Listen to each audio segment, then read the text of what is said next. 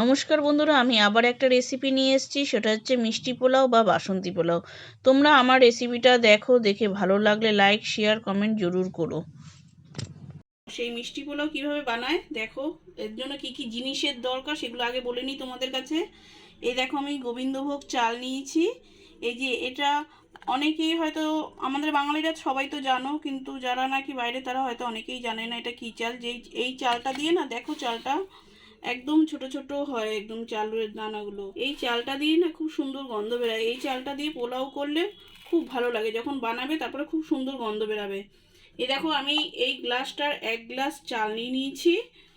আর এটা আমি আদার রস করে রেখেছি। প্রথমে আমি, যেহেতু এই 1 গ্লাস চাল নিয়েছিলাম, এই জন্য আমি 1 চামচ চিনি নিয়ে নেবো।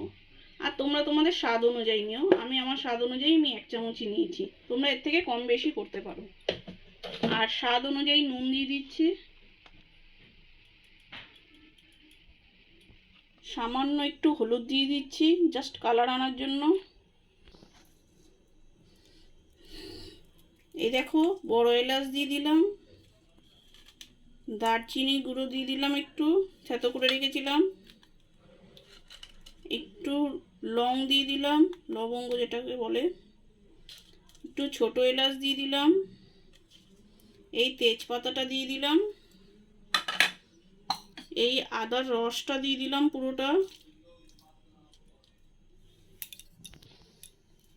আর 1 চামচ ঘি দিয়ে দিলাম। এবার এটা দিয়ে আমি মাখবো চালটাকে।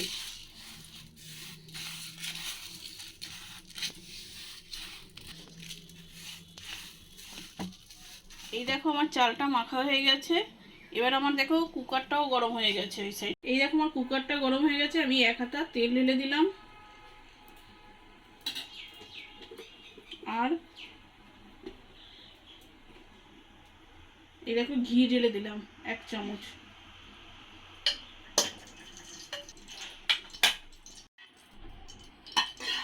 এই দেখো, আমার তেলটা আর ঘিটা গরম হয়ে গেছে।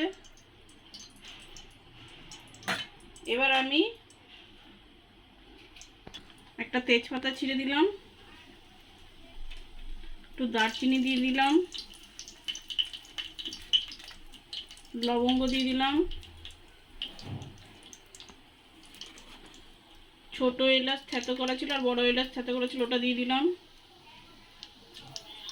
আর ওই যে আদা যে থেতো করা ছিল ওইগুলো দিয়ে দিলাম। আর এখানে যে যে বাদামগুলো ছিল, বাদাম কিশমিশ, এগুলো সব এর মধ্যে দিয়ে দিলাম। এবার একটু নাড়াচাড়া করে, এই দেখো আমার মশলাগুলো সব হয়ে গেছে, বাদামগুলো ভাজা হয়ে গেছে। এবার আমি চালটাকে ঢেলে দেবো এর মধ্যে।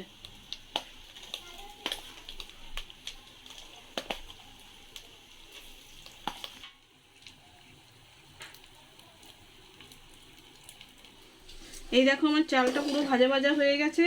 এবার যেহেতু আমি এটা কুকারে করছি, অনেকে কড়াইতেও করে, গামলাতেও করে, হাঁড়িতেও করে, তা আমি কুকারে করছি।